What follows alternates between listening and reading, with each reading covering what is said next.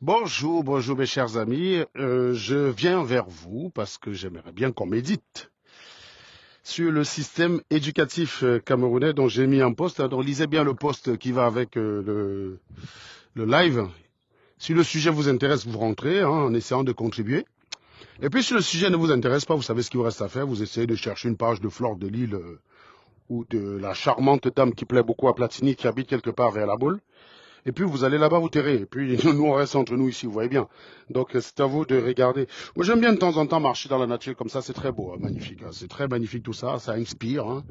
De temps en temps sorti quand même de son coin, surtout en été comme ça, faire des lives. Voilà. Ça c'est des petits lacs au coin perdu. Tu vois, ce lac n'est pas plus grand que le lac central de Yaoundé. Mais regardez ce qu'on en fait, c'est magnifique, c'est propre. Voilà. Tout ce que le blanc touche est propre. Je suis désolé, hein. Mais c'est comme ça. C'est propre, c'est magnifique. C'est un peu normal qu'il y a beaucoup plus d'écrivains par ici que chez nous.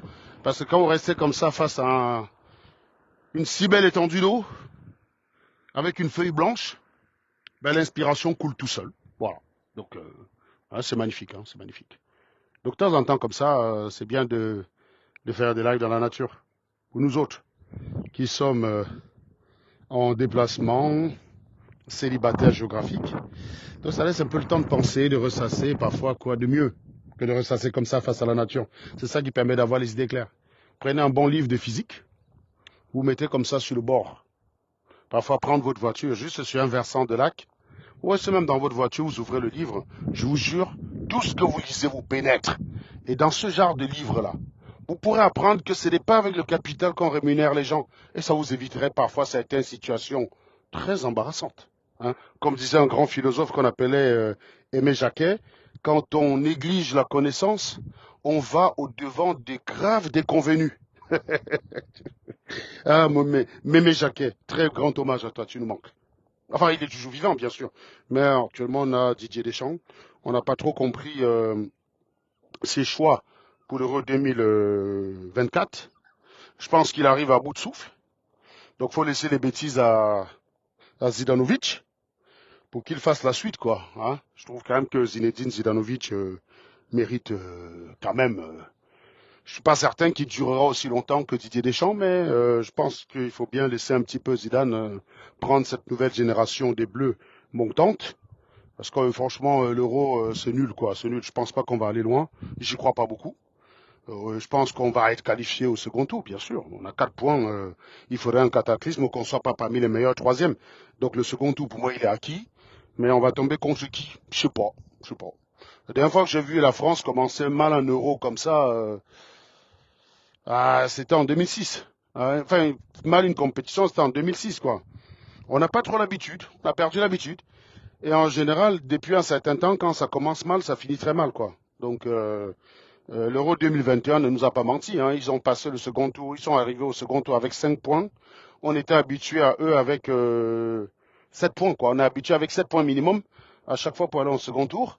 Et dès qu'on a moins de 7 points, c'est très bizarre. Donc, je suis pas très rassuré, là. À mon avis, là, c'est quoi le dernier match, là, déjà, contre qui? Je sais même plus, là, contre la Pologne. Bon, même si on gagne, ça ferait quoi, 7 points? Oui, mais bon. Franchement, on n'a pas été foutu de mettre un but. Les mecs, ils ont raté des buts ratables. Même ma grand-mère aurait fait mieux, quoi. Donc, non, non, je pense que Didier Deschamps, tu es très gentil, mon Didier, je t'aime bien. Bon, laisse la place à Zinedine Zizou, quoi. Voilà, laisse la place à Zinedine Zidane. De même que Paul Biya doit laisser la place à Kamto, quoi, tu vois. Et de même que Samuel Eto'o doit laisser la place à Samuel Eto'o, tu vois. Samuel Eto'o, tu dois succéder à Samuel Eto'o. Donc, Samuel, laisse la place à Samuel. Tu comprends, Samuel? Donc, fais une passation de service là pour faire plaisir aux cons qui t'attaquent là. Tout ce qu'ils veulent, c'est juste une petite victoire. Tu sais pas, tu organises une passation à la con. Tu dis, moi, Samuel, je laisse la place à Eto. Voilà. Moi, Samuel, je laisse la place à Eto fils. Donc, donc voilà quoi. Comme ça, les mecs, ils vont te laisser tranquille parce que les gars, tu sais, les Camerounais, ils n'aiment pas perdre. Ils aiment quand ils te harcèlent. Et plus ils te harcèlent, plus tu résistes, plus ils ont le goitre. Et plus ils ont le goitre, plus ils te harcèlent. Plus tu résistes, plus le goitre s'entretient. Donc, en fait, on se retrouve dans une sorte de boucle de rétroaction positive, quoi. Parce que le goitre des Camerounais s'entretient en s'aggravant. Donc, une petite passation de Samuel Eto'o, où Samuel Eto'o fait une passation pour auprès d'Étofils. Hein, tu as Samuel qui laisse la place à Étofils.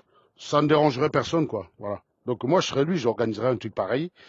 Et je pense que ça ferait plaisir à beaucoup d'uns qui auront le sentiment d'avoir gagné, parce que tout ce qu'ils veulent, c'est l'illusion d'avoir gagné. Hein. Vous savez, les Camerounais, ils n'ont pas de prise avec la réalité. Et la réalité, pour eux, ça ne veut strictement rien dire. On se retrouve parfois avec des situations assez abracadabrantesques, où vous avez un ami qu'on appelle Vepson, alias VP Londres, dit Big Nose from London. Donc, je rappelle hein, pour tous ceux qui croient que VP Londres habite en Angleterre, non. Non, non, non. Non, non. Il est beaucoup plus idiot que Sandy Boston. Parce que vivre en Angleterre, ça se mérite. Hein. C'est pas pour les cons. Et donc, c'est quand même honteux de se faire appeler Vepson de Londres. Alors qu'en fait, on vit dans un quartier paumé de Bruxelles, de Belgique, quoi. Donc, je rappelle que lui, il ne vit pas en Belgique, il ne vit pas à Londres, il vit en Belgique. Mais en fait, VP de Londres, qui a désormais compris que tout le monde l'avait démasqué, que tout le monde savait qu'il ne vit pas en Angleterre. Et donc, face aux insultes, il a transformé d'abord en VP du continent, puis en VP le biaïste. Voilà, tous les affamés, en fait, les gars qui sont en baigne légère, et ils sont tout le temps en train de caresser le régime, là, en train de sucer les boules, en espérant qu'à un moment donné, on pense à eux pour leur donner des situations. Donc, je disais tantôt que notre ami Vepson, il multiplie les postes pour qualifier la pote de Platini qui habite à la Bolle, dont je ne connais plus le nom, j'ai oublié son nom. Platini a une grande pote là qui habite à la Bolle. Vous voyez qui c'est? Elle est mariée avec une blanche. Son papa a été directeur d'une chaîne de télé au Cameroun, mais je ne vois pas trop qui c'est, j'ai oublié le prénom. Le prénom ne me revient pas. Donc, en fait, il qualifie toujours cette dame de menteuse. Et puis, quand je fume Vepson, Vepson utilise les propos de cette nana pour m'attaquer. Est-ce qu'on peut être aussi contradictoire dans la nature? Ça, moi, je comprends pas. Comment les gens font pour être aussi contradictoire? Moi, je ne peux pas qualifier quelqu'un de menteur en permanence, et j'utilise les propos d'un menteur pour aller attaquer une tierce personne. C'est très drôle. Et ça revient à ce que je disais tantôt, là, si vous lisez un peu le post que j'ai balancé ici, partagez le live, hein, partagez le live. C'est en fait le système éducatif noiresque, le système éducatif de la noirie. Comment il est fait? Et on en voit le reflet sur les réseaux sociaux. Il est fait pour que seuls les médiocres soient mis devant. Cela dit, c'est un peu tout à fait normal, hein, parce que les médiocres sont en général ceux qui se battent plus pour chercher à avoir de l'attention, alors que l'élite intellectuelle, très souvent des scientifiques, sont plus concentrés à essayer de découvrir de nouvelles choses et de les faire partager. Voilà, c'est un peu mon cas. Moi, je suis un peu dans le cas où j'ai compris que pour batailler contre des idiots qui savent très bien qu'intellectuellement, ils vont pas pouvoir vous challenger, ils vont essayer de vous tirer vers le bas en espérant gagner. J'ai été obligé de m'adapter à la méthode, mais clairement, j'aurais bien aimé n'être que là, n'être sur Internet que pour parler de connaissances, de sciences, d'éducation. Moi, ça m'aurait plu. Mais malheureusement, pour faire ça, il faut parfois combattre la violence des Noirs. Et comme je suis un bon prêt, quand ils viennent avec leur maman, là, je sais les accueillir parce que, comme j'aime souvent le rappeler, je suis peut-être bac+3 en mathématiques, probablement bac+3 en physique. Alors, je relativise, hein, parce que j'ai pas fait toutes les physiques jusqu'en troisième année. Mais cela dit, le fait d'avoir changé complètement de l'électricité pour la mécanique quand je suis entré à Polytech fait que j'ai dû finalement rattraper le retard que je n'avais pas eu dans les années précédentes. Donc, je peux aussi considérer que j'ai bac+3 en physique. Et ben en fait, un bac+5 en ingénierie. Mais sachez qu'en insulte, j'ai le plus gros diplôme en fait. Hein. C'est là où vous ne pouvez pas me gagner. Par exemple, sur Internet, on peut encore voir par exemple un mec qui est un chercheur en physique qui arrive à me coincer dans un domaine de la physique que j'ai appris que superficiellement. Donc là, il y a une chance que quelqu'un puisse même me mettre en difficulté. En mathématiques, c'est pareil. Il existe une possibilité que quelqu'un qui a fait, je sais pas moi, un doctorat en maths en statistique, sur un truc en statistique que je crois connaître très bien, parce que la statistique, c'est comme ça. Hein. Tous les jours, vous découvrez qu'il y a une notion que vous aviez cru comprendre, qu'en fait, vous avez compris que très superficiellement. Donc, c'est très intéressant, à chaque fois, de se remettre à jour. Hein. Et donc, oui, je suis pas à l'abri, par exemple, qu'un spécialiste de statistique, dans une discussion, sur une ambiguïté me coince. Ça, c'est très possible. Par contre, au niveau des insultes, c'est impossible. C'est impossible. Je vois pas comment quelqu'un peut me gagner au niveau des insultes. Moi, je vois pas. Moi, je sais pas comment il va faire. C'est mort. Parce que déjà, un, je m'en fous royalement. Deux, c'est lui qui va être touché. Et moi, je vais pas l'insulter avec des trucs qui n'ont aucun sens. je vais observer la personne et je vais tirer sur son point faible et il va pleurer en fait. Voilà. Parce que les Camerounais considèrent que l'insulte, c'est de dire des trucs insensés qui n'ont aucune prise avec la réalité. Oh, va là-bas, tu es né d'une mère, je ne sais pas moi, d'une mère sidéenne, ta maman était boiteuse, enfin des conneries comme ça, non, mais ça n'a aucun sens. Moi, je sais pertinemment que quand quelqu'un commence comme ça, ce qu'il espère, c'est que vous soyez dans le même terrain. Non, non, j'observe bien la personne.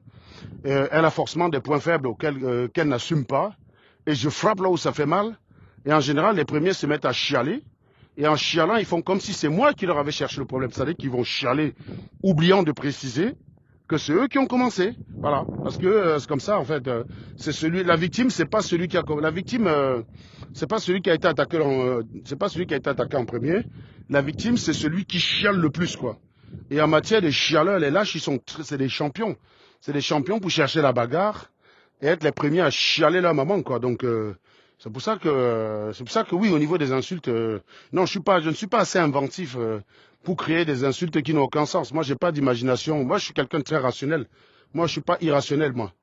Donc, je ne sais pas. Mon imagination est toujours tempérée par la raison et la rationalité. Je ne peux pas imaginer autre chose que ce que la rationalité permet. Voilà. Mais je sais que nous, au Cameroun, à partir du moment où tu n'as pas cette contrainte d'être rationnel et d'être logique, eh ben, l'imagination peut aller libre cours, quoi. Tu peux dans la même phrase dire de quelqu'un qu'il est impuissant et dire qu'il est gigolo, en fait.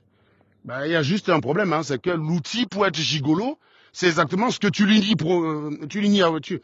nies posséder, en fait. Donc, à ce moment, tu vas dire quoi? Les meufs le payent en tant que gigolo, juste pour se faire regarder par lui. Vous voyez, c'est un peu souvent ce genre d'absurdité qu'on retrouve dans des insultes des gens qui n'ont pas de rationalité. Moi, j'ai d'ailleurs eu quelqu'un ce matin qui m'a bien fait rigoler, enfin ce matin, ce soir, qui m'a fait rigoler, parce que la personne vient dans un commentaire, dit que oui, Marlène a dit que tu vis chez ta femme.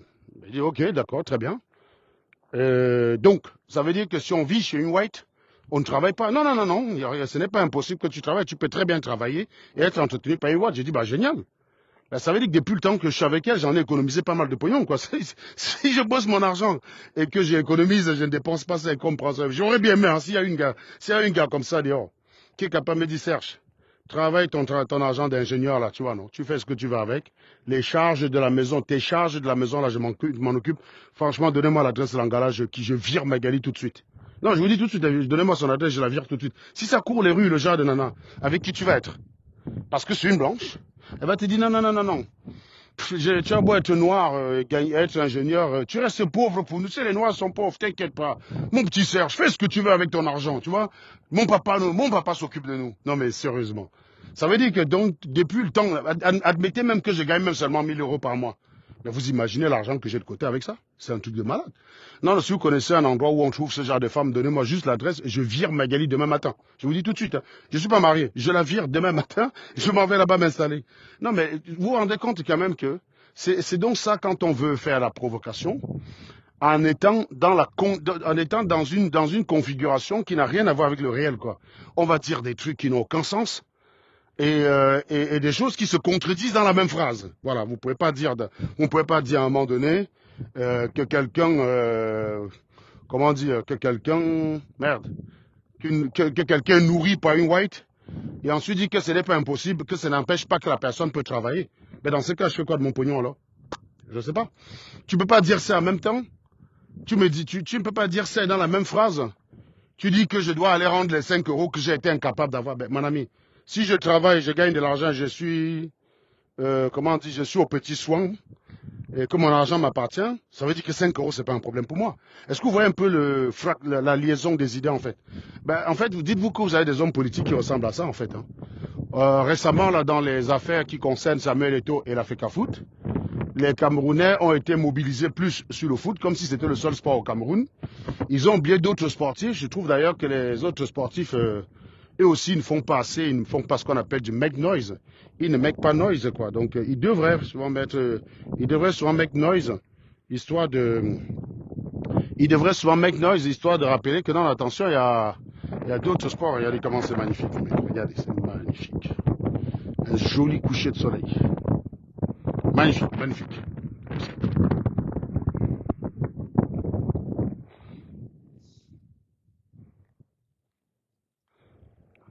magnifique ça. Hein. Voilà.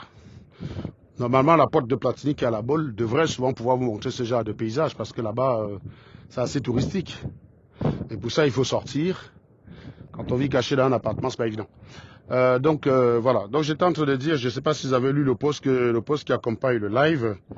Donc je parlais du système, je parlais de notre très bon système camerounais. Donc les étudiants les plus brillants, sont censés devenir, j'ai même été très optimiste parce que j'ai dit ceci. Les étudiants les plus brillants deviennent médecins, ingénieurs et chercheurs. Ouais, c'est pas toujours vrai quand même parce que quand vous savez que la plupart de ces concours sont subordonnés à des gros versements, ça ce n'est pas tout à fait vrai, on est d'accord. Hein? On est d'accord que j'ai un peu édulcoré la réalité. Je l'ai un peu emberlificoté. D'accord? Non, en général, même les meilleurs ne passent pas à ce niveau-là. Ça, c'était peut-être vrai à une époque où on aurait pu dire, tiens, on trompe les meilleurs, là, comme ça, ils s'occupent pendant qu'ils sont dans les labos en train de faire des recherches, ben, nous, on gère le pays, quoi, tu vois, comme s'ils nous cassent pas les couilles. Mais en fait, même ça, c'est pas vrai, parce que vu qu'il y a très peu d'emplois, tout le monde bagarre pour avoir un poste. Tout le monde bagarre pour avoir un poste. Et donc, au final, même les meilleurs ne sont pas spécialement médecins, quoi. C'est pas les médecins qui deviennent les meilleurs. Donc voilà quoi, donc ça c'est la première chose. Les étudiants les moins brillants font les écoles d'administration, deviennent administrateurs et dirigent les plus brillants. Oui, ça c'est vrai par contre. Les moins brillants, parce que même quand quelqu'un nul, pour qu'on te mette quand même à Polytech, pour qu'on achète quand même la place à Polytech, il faut quand même que tu aies une bien notion de mathématiques et de physique, parce que sinon tu vas pas arriver en 5e année, tu vas lire l'heure quoi. Donc oui, je veux bien concéder que bien que le concours de base en entrée soit, comment dirais-je, c'est pas les meilleurs qu'on a, mais c'est pas non plus les illettrés qu'on met là-bas, quoi. Par contre, à l'ENAM, tu peux bien foutre n'importe qui là-bas, quoi. Tu peux bien prendre un couillon qui était vendeur d'eau glacée au quartier, parce que le papa a subitement eu l'argent, tu l'achètes, tu le fous à l'ENAM, et il devient préfet, quoi. C'est ce genre de préfet qu'on va voir donc dire à un chef de village, les actes du chef de l'État sont empreints du sceau de la souveraineté. Ils ne se contestent pas et ils ne se commentent pas négativement. Voilà. Voilà. Donc vous savez que pour dire une phrase pareille, point n'est besoin d'aller faire l'ENAM. Tu prends n'importe quel vendeur d'eau glacée, tu mets la tenue des préfets sur lui, avec la consigne qu'on ne doit jamais contredire le président. Et puis il est sous-préfet en direct, hein. Il est sous-préfet, donc ça c'est pas compliqué. C'est très compliqué de mettre un cancre à Polytech, parce que là, franchement, ça se voit, quoi. Donc quand il va arriver en classe, tu vas lui mettre une double intégrale, alors que même déjà être capable de faire le calcul des racines, il ne sait pas faire. Non, il va lire là, il va très vite tomber en dépression, il va être surmené, son cerveau va avoir un court-circuit et il va mourir d'une syncope ou d'un AVC rapidement. Non, ça c'est clair que ça ne manque pas, ça ne manque pas. Tu prends un gars de troisième, tu prends un gars qui est à niveau troisième, tu le mets à Polytech. Non, il va mourir, ça c'est sûr. Si vous voulez tuer un mec, c'est l'un des moyens les plus rapides, à mon avis. C'est l'un des moyens les plus rapides. Donc il va die. Par contre, à l'ENAM, non. Qu'est-ce qu'on apprend à l'ENAM? À faire la dissertation, mais ils s'en foutent de ça, parce que quand un préfet sort de l'ENAM, à quel moment il fait la dissertation? Quand un juge sort de l'ENAM, à quel moment il fait la dissertation? Les mecs, quand ils regardent une affaire, ils cherchent d'abord à savoir si ça plaît au chef de l'État ou pas. Et ils interprètent à leur sauce. Un peu comme on a vu des gens interpréter le conflit entre Samuel Eto'o et le père Moustachu. Ça a été même expliqué qu'on devait arrêter Samuel Eto'o, qu'il était en train de porter atteinte à l'intégrité de l'État et qu'il y avait un risque de soulèvement à cause de lui, ce qui menaçait l'intégrité de l'État. Ça, c'est les interprétations des idiots qui n'ont jamais appris à disserter. C'est les gens qui ne sont pas capables de traiter le sujet. Vous allez leur donner un sujet de dissertation, ils vont l'analyser avec le regard de leur grand-père du village sans jamais traiter le fond, parce que dans nos traditions en noirie, on ne traite pas le fond. Les gens ne savent pas ça, ce qu'on appelle traiter le fond d'un sujet. Les gens ne savent pas faire ça. Les gens pensent que, quand tu leur donnes un sujet, ils pensent que son opinion personnelle est un argument. Voilà. Alors qu'on a beau leur expliquer que l'opinion personnelle, c'est de la merde, c'est le niveau zéro de l'argumentation. C'est même d'ailleurs le niveau zéro d'une preuve. En science, les preuves sont de 15 niveaux. Vous avez 15 niveaux de preuves. Le niveau zéro, c'est l'opinion perso. Donc quelqu'un qui argumente quelque part en vous disant c'est mon opinion perso, respecte-la. Non, non, non, non seulement vous n'êtes pas obligé de la respecter, mais vous pouvez même prendre une planche et fracasser sa tête avec. C'est le niveau zéro. Donc ensuite, après, vous avez les croyances généralisées. Puis après, enfin non, juste après, vous avez la rumeur. La rumeur, ça, on dit que quelqu'un te salue, tes noyaux disparaissent. On a connu tout ça, oui. Et donc ça devient vrai parce qu'il y a plusieurs clowns qui le répètent. Et plus tard, après, et plus loin encore au troisième niveau, vous avez la croyance. Des croyances, par exemple, verser l'huile de palme sur du crâne empêche la famille d'être frappée par un malheur. Tu vois, ça, c'est des croyances, ça déballe, quoi. Voilà. Donc vous voyez que les croyances arrivent au troisième niveau, mais au niveau zéro, vraiment, le niveau le plus minable qui soit, c'est l'opinion personnelle. Donc venir dans un point, venir sur un sujet qui relève de la connaissance, et vouloir imposer comme seul argument son opinion personnelle, ça mérite un fumage d'une violence inouïe. Avec ce genre de personnes, je suis extrêmement violent. Parce que tu te fous de la gueule du monde. Tu vas arriver sur un sujet où il y a des gens qui ont appris des choses, qui ont des connaissances, et tu veux venir les challenger avec tes croyances, avec ton opinion personnelle. Mais ça, c'est du mépris, mon gars. C'est même pire que dire le gros cul de la maman de quelqu'un. Mais sauf que je vous connais. Ça, vous allez trouver que le gros cul de la maman, c'est plus grave.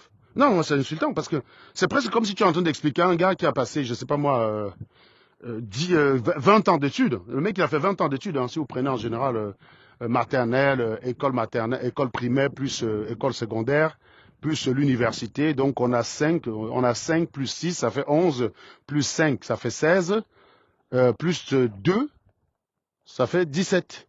Voilà. Ah non, ça fait 19, pardon, qu'est-ce que je raconte? Ça fait 19 ou 18. On est sur 19 ou 18. Donc quelqu'un qui a fait ça, voilà à peu près. Le mec, il a passé une vingtaine d'années à étudier. Et donc il a appris des choses. Et sur une question très simple, tu veux le challenger avec ton opinion perso. Et si ça, c'est pas la sorcellerie, c'est quoi? Moi, j'ai vu un couillon comme ça il y a quelques jours m'expliquer qu'il ne croyait pas que l'homme était allé sur la Lune. Et je lui dis, comment tu dis? Il me dit, ben, non, mais que c'est son avis personnel, que c'est son opinion, il ne croit pas. Je lui dis, mais attends, on va se calmer 2 secondes. Donne-moi les contraintes qu'implique un voyage sur la Lune. Et dans ces contraintes-là, tu me montres une que l'homme ne peut pas surmonter. Et là, tu me dis, voilà pourquoi je crois que l'homme n'est pas allé sur la Lune. Si tu arrives à faire ça, ça veut dire qu'au moins tu te trompes, mais tu te trompes de bonne foi. Parce que tu as raisonné correctement, mais dans une partie du processus, il t'a manqué de la connaissance. Eh bien, le mec, non, il ne sait pas répondre. Il ne sait pas. Non, c'est son opinion, voilà. Et il a en face de lui un physicien, et il veut débattre avec moi, avec son opinion personnelle, quand même. Si ça, c'est pas la sorte, et ça, c'est le genre de choses que vous ne pouvez voir, vous pouvez voir ça dans 2 milieux, pardon. Vous ne pouvez voir ça chez des Blancs que dans des milieux complotistes, parce que les complotistes, par définition, se moquent de la réalité et de la compétence. Donc, on a un biais de sélection. Ce n'est pas généralisable à la société. Les complotistes sont tellement mineurs dans la société, mais ils font tellement plus de bruit parce que vous savez que les gens qui n'ont pas d'argument pour défendre leur cause vont être plus dans la propagande, alors que celui qui sait de quoi il parle n'est pas dans la propagande. Vous ne verrez pas des physiciens sur Internet en train de faire la propagande de la Terre ronde. Ça n'intéresse personne. Ils font leurs observations sont à disposition des gens. Si tu veux aller voir et croire ce que tu veux, libre à toi, ils s'en battent les couilles complètement. Ils ne sont pas dans une certaine propagande. Ils mettent l'information est disponible. On te donne toutes les méthodes par lesquelles on arrive à cette conclusion-là. C'est disponible. Donc on s'en fout. Que tu crois ou tu ne crois pas, le scientifique, ça n'empêche pas de dormir. Un scientifique ne va jamais s'énerver si tu lui dis, hey mec, oh Serge Anango, là, tes conneries de relativité d'Einstein, là, bouf, ça marche pas, laisse-nous ça, dis donc. Ça marche pas. Hein. La science de mon grand-père du village a dépassé ça. Un scientifique, il va jamais s'énerver avec ça. Jamais de la vie.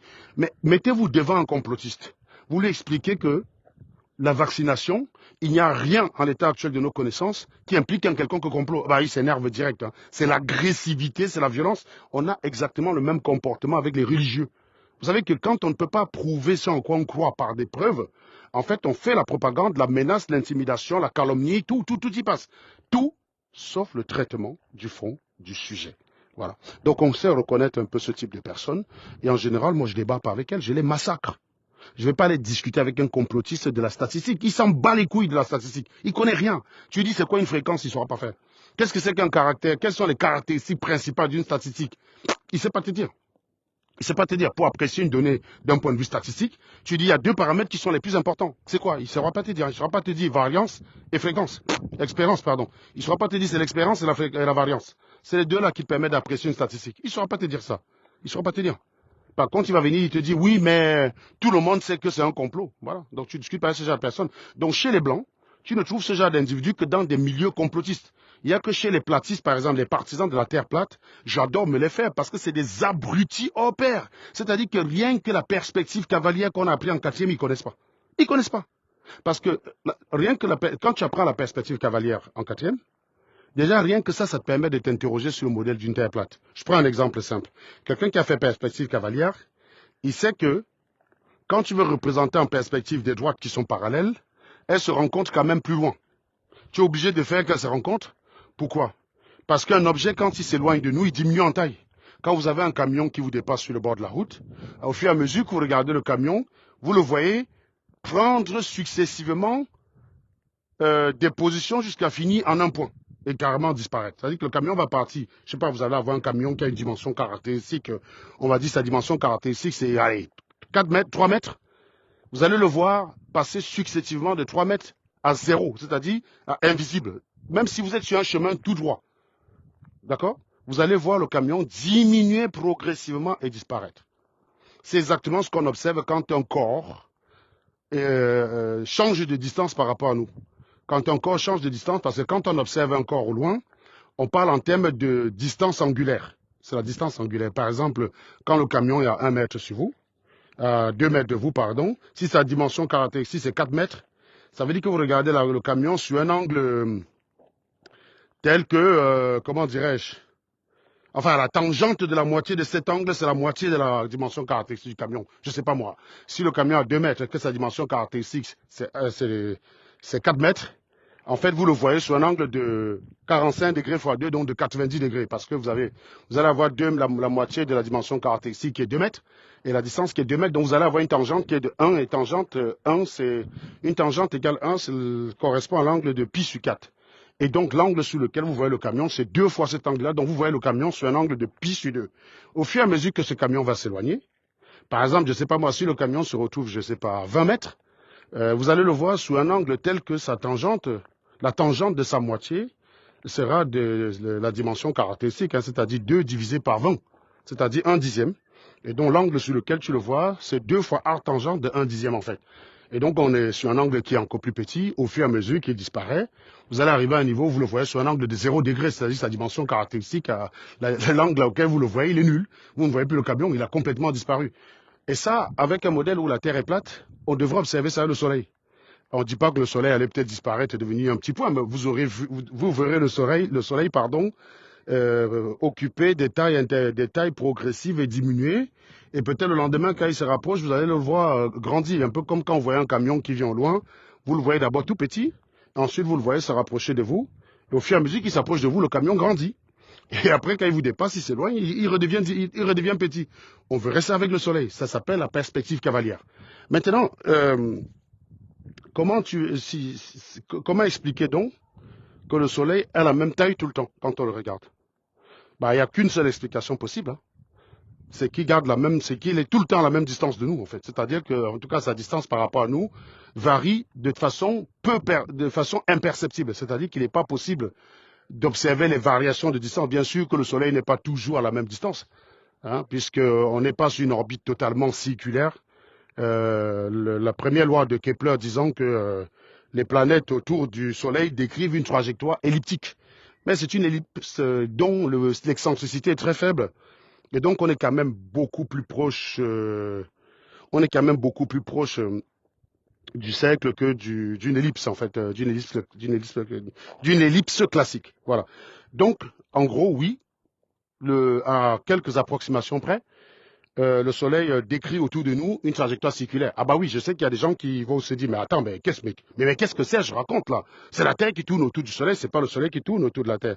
Mais en fait, la première loi de la relativité, c'est celle-là. C'est-à-dire que si je suis en déplacement par rapport à vous, relativement, vous êtes en déplacement par rapport à moi. Si je tourne autour de vous, eh bien, relativement, vous tournez autour de moi. Donc, la prochaine fois d'ailleurs, quand il y a un gésier qui va vous dire que vous tournez un peu trop autour d'elle, dites au gésier que du point de vue de la relativité selon Galilée, c'est vous qui tournez autour de moi. Voilà, quand vous êtes en rotation autour d'un corps, donc votre trajectoire par rapport à ce corps est circulaire, et la trajectoire de ce corps par rapport à vous est aussi circulaire. Donc, c'est pour ça que la trajectoire du Soleil par rapport à la Terre est circulaire. C'est juste une question de relativité.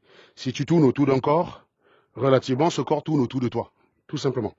Et donc, c'est pour ça que la trajectoire apparente du Soleil vue de la Terre, c'est un cercle.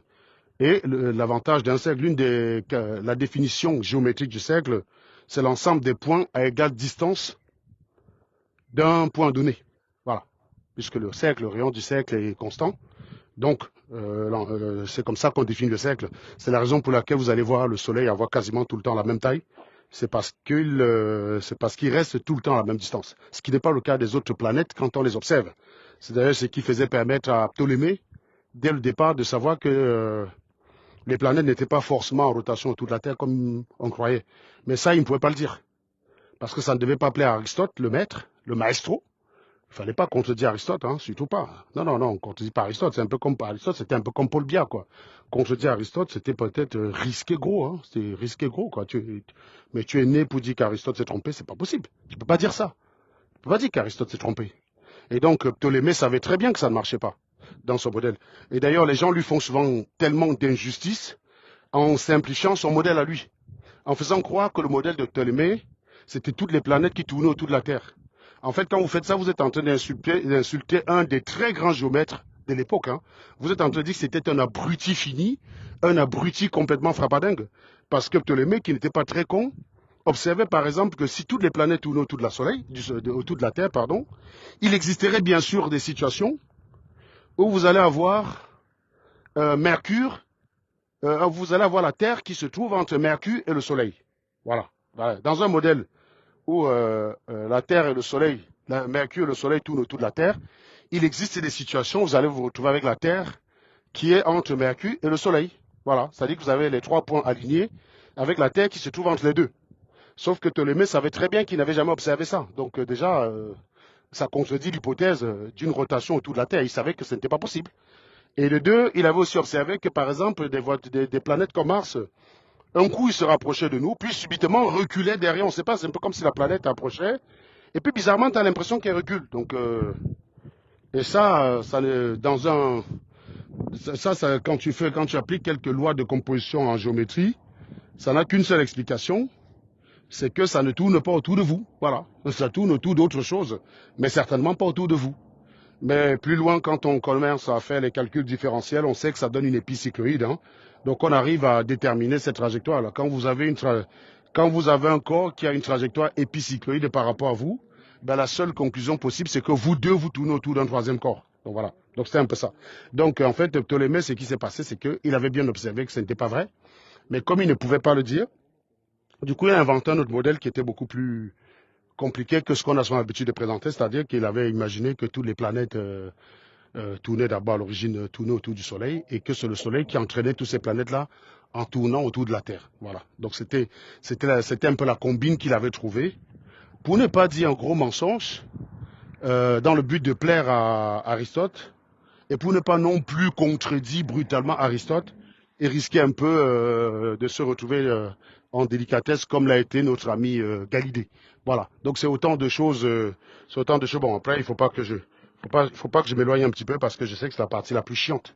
Donc si je reviens, donc je vous disais tantôt en fait que oui, que quand on parle souvent que quand on débat souvent avec des gens, les personnes qui discutent sans compétence, très souvent c'est les Africains. En majorité, c'est quasiment culturel chez nous. C'est-à-dire que vous allez avoir quelqu'un sur un sujet parce qu'il a des convictions très ancrées. Il a des convictions très ancrées. En fait, il va considérer que c'est largement suffisant pour qu'il vienne discuter avec toi et même qu'il utilise ses opinions personnelles ou un conseil d'un grand-père villageois pour te contredire. Alors ça, vous ne trouvez pas ça beaucoup chez les Blancs. Donc, dans la majorité des cas, quand un White sait que tu sais de quoi tu parles, il ferme sa gueule. Voilà. Même s'il n'est pas d'accord avec toi, en général, il évite d'être ridicule parce qu'il sait que on ne va pas confronter à une connaissance scientifique, une opinion personnelle. Mais les seuls qui arrivent encore à faire ça aujourd'hui en 2024, c'est les Noirs. Donc voilà. Mais et je vous disais simplement que chez les Blancs, vous trouvez ça dans le milieu des complotistes. Et en Asie, vous ne les trouvez quasiment pas parce que la zone du monde où il y a la zone du monde la moins perméable au complotisme, c'est l'Asie. En Asie, on débunk suffisamment rapidement pour qu'il n'y ait pas de complot là-bas. Donc toutes les théories du complot que vous pouvez souvent entendre, vous n'avez pas beaucoup de ça en Asie. Les Asiatiques, ils ont plutôt un autre problème, c'est ce qu'on appelle la rétention de l'information. Par exemple, ils vont mentir. Par exemple, je sais pas, ils ont une épidémie qui frappe leur pays. Ils savent que s'ils disent au monde bah en fait ça va. Et encore, ce n'est pas tous les pays asiatiques, hein, c'est les pays où il n'y a pas de démocratie, par exemple la Chine ou la Corée. Voilà, ces pays, c'est des pays qui sont champions pour, comment dire, pour mentir sur l'information, pour trafiquer l'information. Mais en général, les pays comme la Corée, le Japon, ils sont très très transparents. Et c'est même d'ailleurs une culture chez eux, quoi. Donc si par exemple l'épidémie avait frappé le Japon, on aurait été beaucoup plus vite au courant et on aurait pu prendre des mesures correctives assez rapidement, en fait. Mais comme ça a frappé un pays qu'on appelle la Chine, qui était un pays spécialiste dans le mensonge, eh ben ma foi, on a été au courant que très tard, quoi. Voilà. Donc c'est un peu ce genre de choses. Donc voilà, je revenais donc pour revenir justement à ce qu'on parlait donc des compétences, où je disais que vous avez après donc on parlait des médiocres, des meilleurs qui font la science et des médiocres qui font la politique et des illettrés qui deviennent des voyous, enfin des hommes d'affaires hein, ou des brigands, enfin je sais pas. Mais c'était quand même très intéressant de rappeler que l'une des choses aussi qui fait quand même que vous n'avez pas beaucoup de scientifiques dans l'administratif, c'est que l'administratif c'est trop de blabla en fait. Les scientifiques ils détestent blablater. Donc voilà. L'idéal pour un scientifique, c'est il y a une décision à prendre, on la prend puis c'est tout, terminé. Et si vous ne voyez pas beaucoup de scientifiques dans la politique, c'est que la politique a une doctrine, le jeu politique, pardon, parce que je ne vais pas dire c'est une doctrine parce que c'est pas quelque chose qui est écrit, c'est quelque chose qui est plutôt, on va dire, implicite. Parce que le jeu, la politique implique d'être quelqu'un qui soit capable de jouer avec la réalité. Voilà, la politique c'est ça. Ça veut dire que si vous voulez être politicien pour maximiser vos chances de gagner, vous ne devez pas être frontal, vous ne devez pas dire ce qui va. Allô, est-ce que vous m'entendez? Vous ne devrez pas dire des choses susceptibles de froisser la population. Non, il ne faut pas faire ça. Il faut mentir, il faut dire les choses autrement, il faut présenter la vérité de façon à ce que ça ne froisse personne. Il faut même parfois dire le contraire de la vérité si ça va vous donner des chances de gagner. Et ça, c'est quelque chose ça, c'est quelque chose avec lequel le scientifique n'est pas toujours à l'aise. Le scientifique n'est pas à l'aise de se présenter devant les gens et de leur dire autre chose que l'état actuel des connaissances. Voilà. Le rôle d'un scientifique, c'est de dire l'état actuel des connaissances. En l'état actuel des connaissances, voilà ce qui explique ce phénomène. Et en l'état actuel des connaissances, voilà ce qu'il faut faire. Bah, ils peuvent très bien se tromper puisqu'ils prennent bien soin. Attendez, vous allez voir, on a souvent tendance à dire que telle chose n'est pas une science exacte, dans le sens où on veut prétendre que les scientifiques ont la prétention, hein, on veut attribuer aux scientifiques la prétention d'être tout le temps exact. Non. Allez lire un article scientifique, vous allez voir qu'ils sont beaucoup, beaucoup plus modestes et plus prudents que ça quand ils pondent un article. Vous allez toujours avoir des précautions du type, en l'état actuel des connaissances, sous l'ensemble des hypothèses susceptibles d'expliquer le phénomène observé, nous pensons que c'est plutôt telle hypothèse plutôt que telle autre hypothèse, avec telle marge d'erreur et telle probabilité de se tromper. Vous voyez? Voilà, c'est comme ça qu'il va dire. Là où on pense que le scientifique arrive et dit, c'est ça, voilà, faites comme ça, parce que je le dis, c'est comme ça. Non, le scientifique, il n'est pas comme ça. C'est justement ceux qui ignorent ce que c'est que la science et qui ont cette prétention. Quelqu'un qui connaît la science, il ne va jamais prétendre que les scientifiques sont comme ça. Lisez un article scientifique, vous verrez qu'ils sont toujours plus modestes. Et c'est d'ailleurs pour ça que certains complotistes peuvent parfois interpréter un rapport scientifique qui dit le contraire de ce qu'ils prétendent, dans le but de faire croire que ça dit ce qu'ils prétendent. Parce que la nuance du scientifique, le scientifique, il est obligé de nuancer. Et quand il nuance, le complotiste s'engouffre là-dedans pour dire, vous voyez, on vous l'avait dit qu'on nous cache. Ben non, non, non, si on vous cachait, on n'aurait pas nuancé, connard. C'est si on vous cachait, on vous aurait dit, c'est ça, point, on vous aurait menti. Non, le scientifique, il ne dit jamais ça, jamais de la vie. Il n'y a pas un seul phénomène où le scientifique est catégorique. Moi, je vois d'ailleurs pas lequel, hein, je vois d'ailleurs pas lequel. Donc, sur beaucoup de phénomènes, même si c'est très sûr, il y a toujours une probabilité, de se tromper. Donc, ce n'est pas quelque chose d'impossible. Voilà. Donc, c'est pour revenir aussi encore là. Donc, on avait dit qu'il y avait quelques catégories qui manquaient à étudier. Tac, tac, tac. Alors, le match a commencé. Il faut que j'aille regarder le match. Donc, donc, on a dit que les recalés au bac embrassent le monde des affaires et de la criminalité contre les politiciens. Oui, c'est un peu ça aussi. Hein. Oui, oui. Dans certains pays, c'est ça. Alors, il y a une personne qui m'a fait remarquer une chose aussi intéressante, que ce phénomène commence à se retrouver aussi chez les Blancs. Parce que oui, quand vous regardez quand même ceux qui dirigent la France en ce moment, mon Dieu, des homosexuels par-ci. Je sais pas, on a l'impression qu'ils sont juste là parce qu'on n'a rien contre les homosexuels, bien sûr. Hein. Il y en a des très compétents. Mais on a l'impression qu'ils sont juste là parce qu'ils sont homosexuels, quoi. Donc, du coup, ça fait un peu dire aux droitards ce qu'ils ont envie. Non, mais t'as des mecs comme Stéphane Séjourné, la ministre des Affaires étrangères, il écrit une lettre, tu regardes la lettre, tu dis putain, c'est pas un ministre des Affaires étrangères qui a écrit ça, il a des conseillers quand même, le mec, quoi. Donc, ouais, ben oui, oui, disons qu'en France, en ce moment, c'est pas trop ça non plus, on va dire la vérité, c'est pas trop ça, hein. Euh, Macron, il est un peu plus porté, plus aussi des profits du type Aya Nakamura, donc je pense qu'il a un peu mis de tout ça dans le gouvernement, donc voilà. En tout cas, mes chers amis, je voulais juste développer ce petit post-là que j'ai partagé avec vous.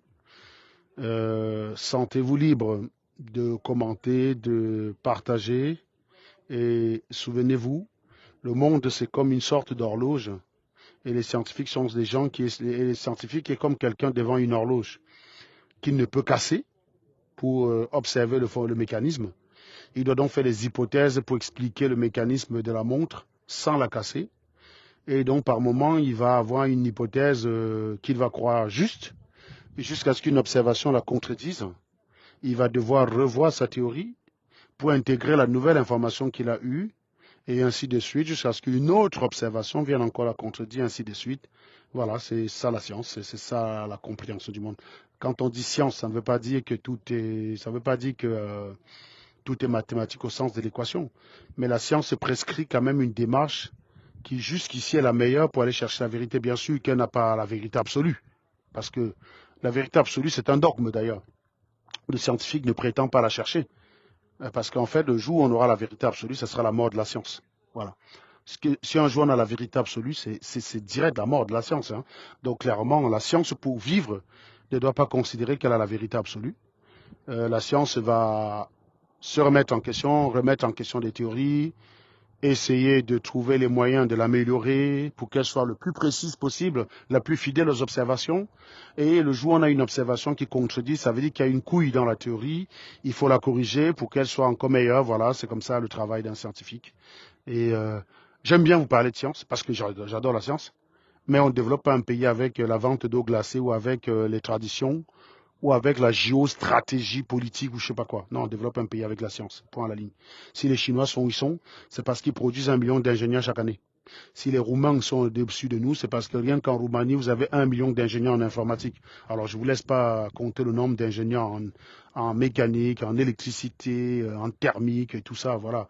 Donc, si on rajoute tout ça, le chiffre est quand même assez conséquent par rapport à la population roumaine. Alors qu'en Afrique, on est quand même presque 1 milliard, il n'y a que 55 000 ingénieurs. Donc, des gens forment très peu, mais on ne les embauche pas, ils n'ont pas de perspective. Certains jouent à la green card, ils finissent au Canada, ils finissent aux États-Unis, où ils vont d'abord faire la manutention, travailler dans les Walmart, en attendant que leur diplôme soit reconnu ou en attendant de valider des équivalences. Donc, ils font 5 ans d'études au Cameroun, ils chôment d'abord pendant 4 ans, ensuite il fait la green card, il part aux États-Unis, et le temps que tout est carré, il a travaillé 3 4 ans dans les magasins, dans les supermarchés.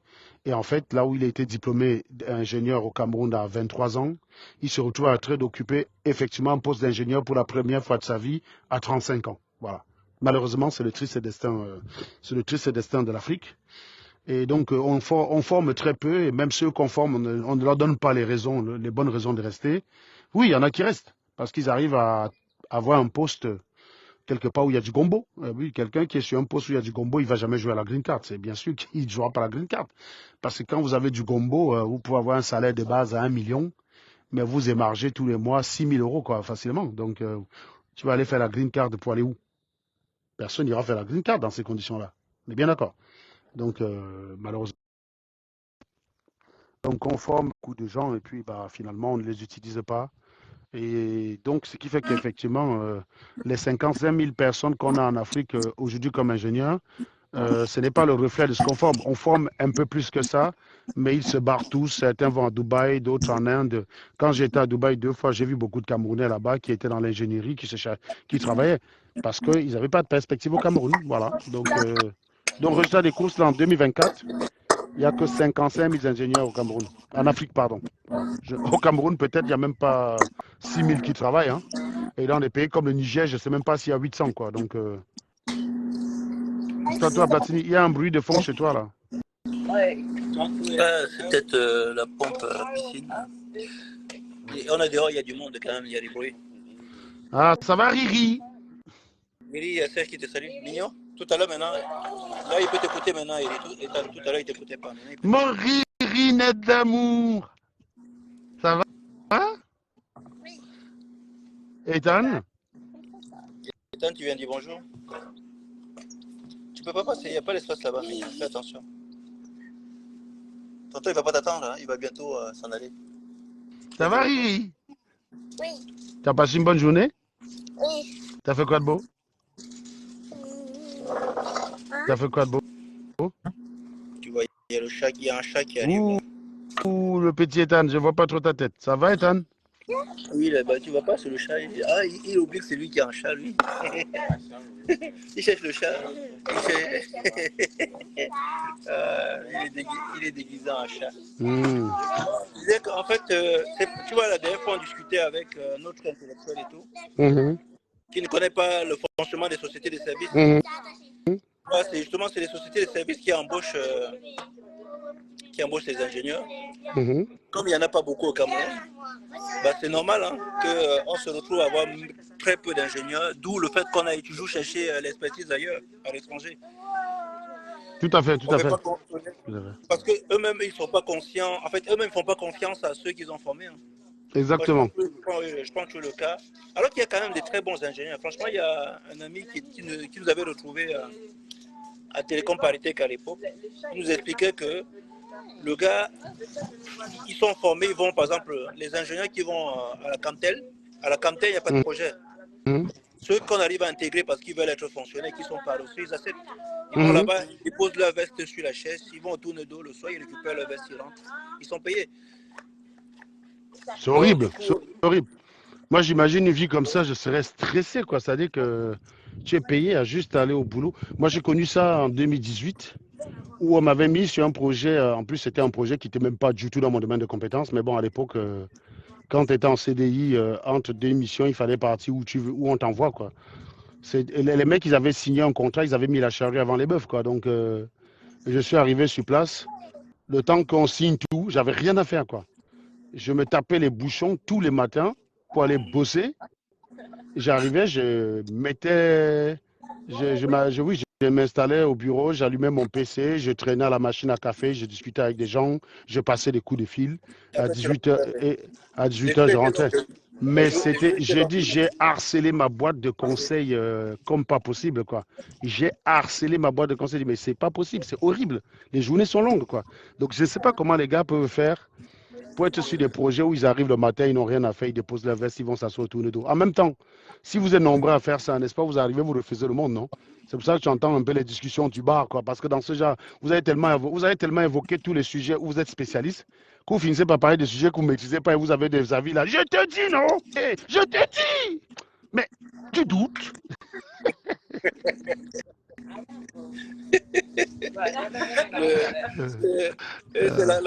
Le gars arrive à convaincre avec le ton et aucun argument. Oui, c'est ça, je te dis où il va te dire. Il va te faire une affirmation qui est extraordinaire. Tu dis, mais gars, comment tu sais ça? Gars, Amouf, va te renseigner. Amouf, va te renseigner. Hein, je ne vais pas faire. Voilà, c'est ça, c'est la discussion. Donc, je n'ai pas refait ton éducation. Je n'ai pas refait ton éducation, je ne vais pas tout expliquer ici. Voilà, donc c'est un peu comme ça que ça vit. Ça explique pourquoi les gars se battent. Parce que quand tu vois quelqu'un qui va faire science, qui n'a pas payé, hein, parce que je rappelle qu'il y a des gens qui payent pour entrer à l'ENAM. Tu sais, tu parlais tout à l'heure de médecins, il y a des gens carrément qui payent pour entrer, c'est comment on appelle encore l'école des médecins au Cameroun? Le CUS. Le CUS, voilà. Les gens qui payent pour entrer au CUS, ayant l'espoir qu'ils vont plutôt aller être dirigeants. Sur ça, tu vois, les hôpitaux n'évoluent pas chez nous. On a des médicaments qui s'expirent et qu'on balance rien d'innové. C'est parce que c'était les derniers de la classe qui ont reçu, puisqu'ils avaient les moyens, qu'ils ont payé. Oui, c'est ça. Mais le problème aussi, c'est que les mecs, même moi perso, si j'ai même encore au jour d'aujourd'hui, si j'ai même encore, parce que je sais qu'en 2018, ça fait partie des années où j'avais arrêté un peu de faire un travail de recherche personnelle, quoi, tu vois. Au jour d'aujourd'hui, je sais que même si je travaillais sur un projet où j'avais rien à faire, non, je ne pourrais pas m'ennuyer. Il y a tellement de trucs que j'ai envie de connaître, de comprendre que je vais seulement dire, OK, donc le mois, si je n'ai pas de projet à faire, on doit me payer pour aller au bureau tous les matins. Aucun problème. Ça, là, la mécanique quantique, là, tel domaine, de telle branche de la mécanique quantique, je vais la comprendre. Et tous les jours, je vais travailler dessus jusqu'à ce que je la comprenne, quoi. Donc, mais voilà, mais je pense qu'il y a aussi ce côté-là où les gens, au lieu d'utiliser ça pour se cultiver, bah, ils utilisent ça pour s'abrutir puisqu'ils passent le temps ou au bar ou au bénitariat et ils viennent récupérer la veste le soir et ils rentrent chez eux tranquillement, quoi. Donc, Non, malheureusement. mais après, le pire aussi, c'est que quand tu as des gens qui veulent travailler comme Samuel Eto'o, ils sont combattus, hein. Tu vois, quand tu Oui, allais oui, quelque oui. part, on va te dire que tu veux y a que quoi, dis donc. Tu veux montrer que tu as été, que tu es plus volontaire que qui, que tu fais plus que qui, hein? Tu fais plus que qui? Tu te prends même, tu te prends même pour qui? Et j'en suis conscient parce que je connais la mater qui est ici, là, justement, ma belle-mère. Elle voulait bosser toujours et les gens rendaient sur elle, ah, ok, tu veux y a que elle, c'était ça. Quand on avait baissé les salaires, là, on me demandait que je travaille comme si on avait seulement augmenté mon salaire. Sans blague. Je te jure, tu vois, à l'époque, c'est que les enseignants, ils allaient vraiment faire enseignement par vocation. Aujourd'hui, c'est tout simplement parce que les gars cherchent le matricule qui vont faire enseignement. Donc, Ouais. on peut venir dans l'éducation dont tu parlais. Et ça explique pourquoi l'éducation au Cameroun a été dégradée. C'est pas comme si le système a changé entre temps, mais c'est les hommes, en fait, la qualité des hommes, comme disait. Comme disait notre. Je vais bien prendre Samuel Eto'o pour énerver certains gars. C'est le gars qui dit c'est les gens qui ne sont pas humainement bons. Bah oui, c'est ça, c'est ça. Mais en même temps, quand tu vois que notre système forme des docteurs qui viennent sur les réseaux sociaux, ça, c'est les docteurs qui attendent des postes au pays. Hein. Non, Ça, c'est le genre de docteur que tu l'appelles. Tu dis, tu vas travailler comme directeur du trésor public. Elle ne va pas te dire qu'elle n'est pas compétente pour le sujet, quoi. Elle va te dire oui, vraiment, ma nomination, merci Seigneur, machin, voilà. Alors qu'elle ne connaît rien aux chiffres, elle ne connaît même pas à quoi sert le capital d'une entreprise. Franchement, c'est inquiétant, quoi, c'est inquiétant. Quand tu vois notre les gens, en fait, oublient souvent que une bonne partie de l'éducation à l'école, les bons enseignants, ce sont certains qui sortent au-delà même du côté pédagogique, qui vous parlent de la vie, en fait, l'enseignement de la vie. Justement, on a en commun le professeur de français qu'on a eu, qui nous a appris pas mal de choses. Bien sûr, bien sûr. Quand tu vois un gars comme Yann Nanko là, qui est sur les lives ici, qui est enseignant, qui vient te dire que comme preuve de viol, il faut la vidéo, il va enseigner quoi aux enfants, ça, dis-moi. Bah, à mon avis, lui-même, il viole les cas. Ça doit être un violeur d'étudiantes. Enfin, je sais pas. Peut-être qu'il sait de quoi il parle. Hein. Ça doit être les profs qui froissent les élèves. On a connu ça. On a connu des profs qui froissaient des élèves. Donc, s'il y en a encore, en échange de quelques points, à froisser des filles de 5e, c'est normal qu'il va te dire, mais attends, Serge, arrête ça, moi. J'ai froissé des gamines ici, là, pour quelques points. Tu es en train de chialer quel chenois, violer des vieilles ma tête. Dis donc, laisse-nous ça, dégage. Et d'ailleurs, s'agissant de Yann Nanko, on ne peut pas en vouloir parce que moi, c'est vraiment en France que j'ai découvert que entre deux adultes, il pouvait y avoir viol, quoi. Moi, je pensais que viol, c'était tout le temps les enfants. Et probablement, les gens comme Yann Nanko sont dans ce logiciel. Donc, où les gars, ils vont te froisser une élève de 5e. Ben, ils vont te dire que la fille était consentante, hein, tu vois. Mais comment ça, la fille est consentante? Mais mon ami, elle a déjà les 5, non? Comment tu veux? Dès c'est là, les 5, ça passe. Donc, tu as des gars qui vont te raisonner comme ça parce que moi, j'ai vu des. Ça explique pourquoi les matins, parfois, dès qu'ils avaient leur jeune fille, y compris la matin, hein, à l'époque, dès que les seins sortants commençaient à prendre les pierres, à écraser là pour masser. Pour appuyer. Parce qu'on avait peur des prédateurs. On avait peur des prédateurs. Non, il y a des prédateurs parce que moi, j'ai été au lycée avec des profs qui sortaient des élèves de 3e. Sans gêne, parce que quand tu y réfléchis bien, même si le système éducatif au Cameroun a un certain retard, une élève de 3e a quand même entre 16 et 17 ans, quoi. C'est chaud quand même, c'est chaud. C'est chaud pour quelqu'un, en tant que prof, d'aller... moi, je trouve que c'est des proies faciles. Moi, c'est pareil, même quand j'étais répétiteur, le nombre d'élèves qui voulaient se faire grimper par moi, je n'ai jamais fait ça, quoi. Je trouvais que c'était la négation. Moi, c'est ma trahison. Moi, j'avais des potes, non? J'avais des potes qui faisaient ça, là. Tu mélanges pas le boulot. Non, jamais de la vie. Non, jamais. J'ai jamais fait ça. Mais tu sais, les DG, eux, ils faisaient ça tranquille, ils pinaient les élèves. Tu dis, mais gars, c'est quoi? Ils te disent, non, c'est les avantages de service direct.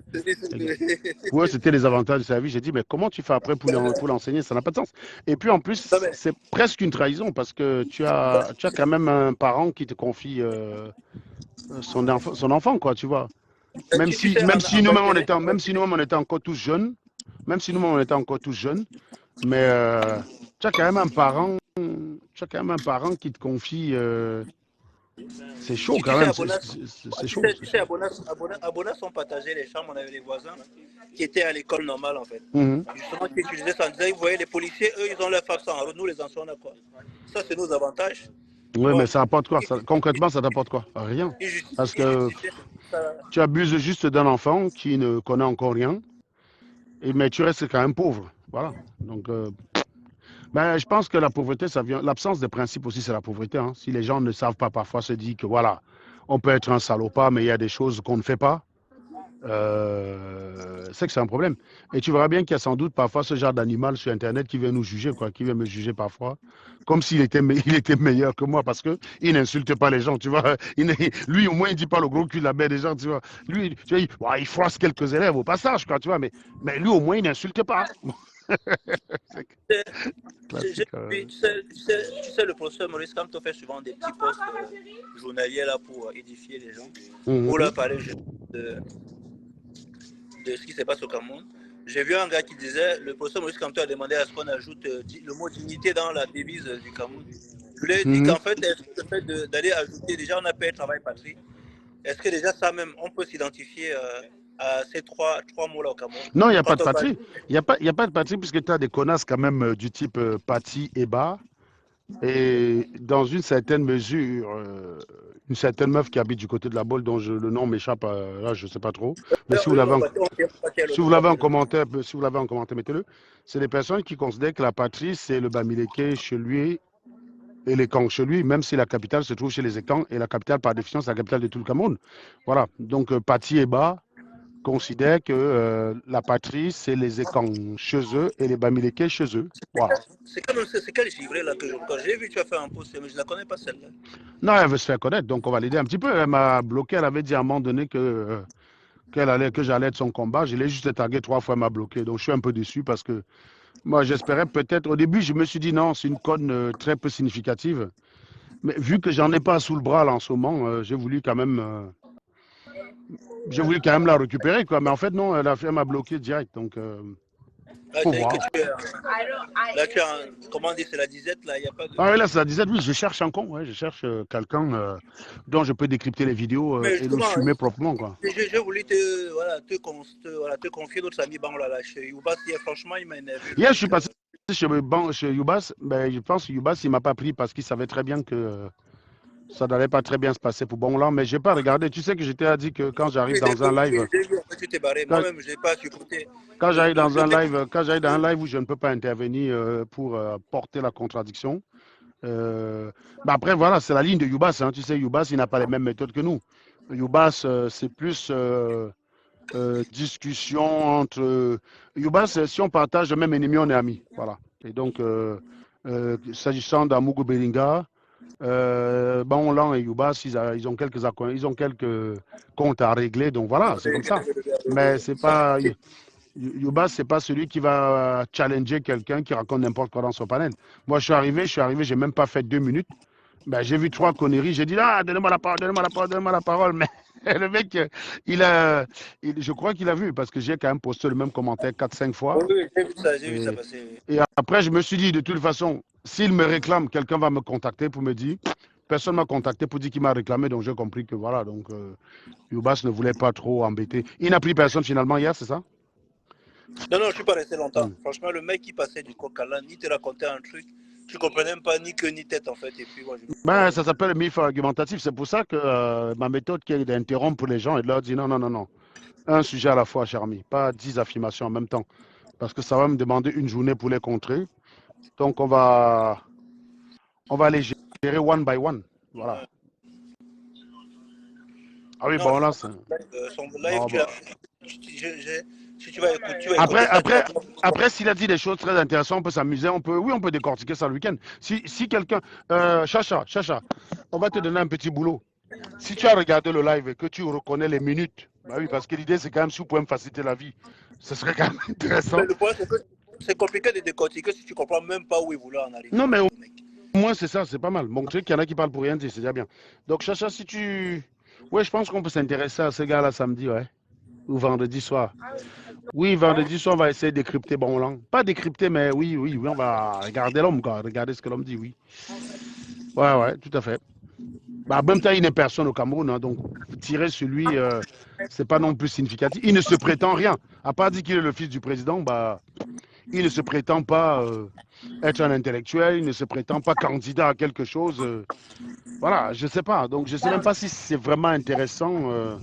Parce qu'il y a Non, quand même. Parce que. non, c'est pas intéressant. Le mec, franchement, tu vas perdre ton temps. En plus, c'est pas comme s'il y avait pas mal de monde qui pouvait aller écouter. Ben voilà, c'est ça que je veux dire. C'est pour ça que je dis non, non, on décrypte les personnes qui se prétendent être quelque chose. Par exemple, ta pote qui habite à la Bolle se prétend Non, être non, une non, intellectuelle. franchement, il va falloir avoir un joker pour celle-là. Parce que là, il ne faut pas laisser ça. Parce que, tu vois, avec les élections qui arrivent là, ce sont des gens que. Ils Platini, viennent, ils viennent avoir la carte blanche comme ça pour pouvoir être capable pas, d'aller. pas de panique. On a dit quoi?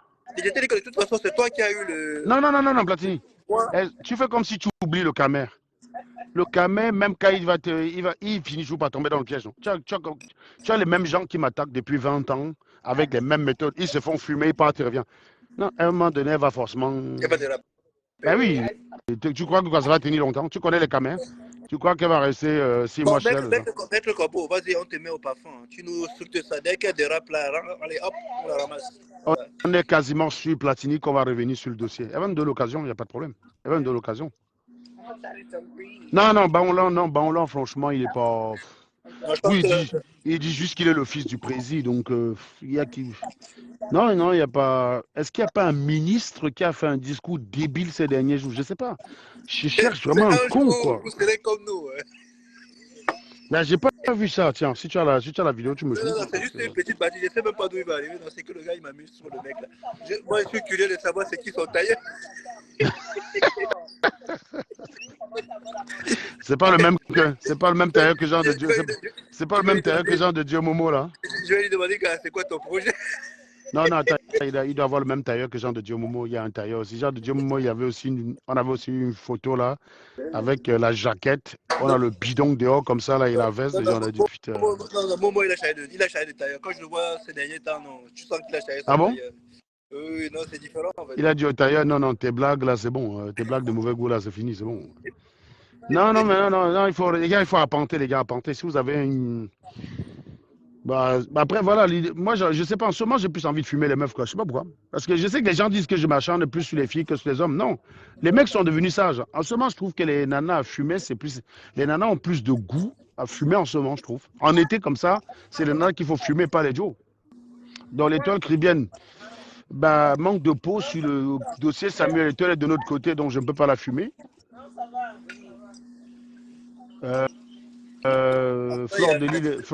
Fleur de Lille est devenue sage. Mais non, franchement, je ne trouve personne, quoi. Moi, je rigole parce qu'il y a les gars qui se permettent de pouvoir aller décrypter et raconter les choses des gens.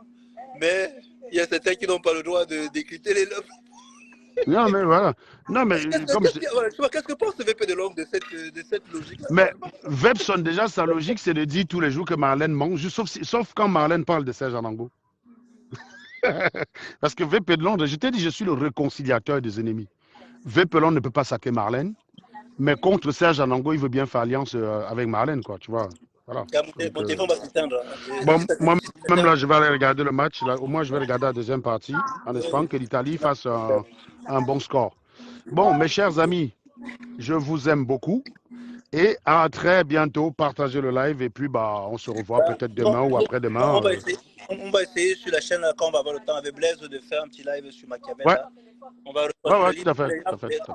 Pour que les gens comprennent qu'en fait, les dirigeants, ils dirigent en fonction du peuple qu'ils ont en face. Donc voilà. Exactement. Si vous avez des gens qui sont bons, immunément bons. Et ben, quand notre ami il a dit qu'un jour serait comme nous, bah, Machiavel. Machiavel. Allez, bonne soirée à vous tous. Ciao.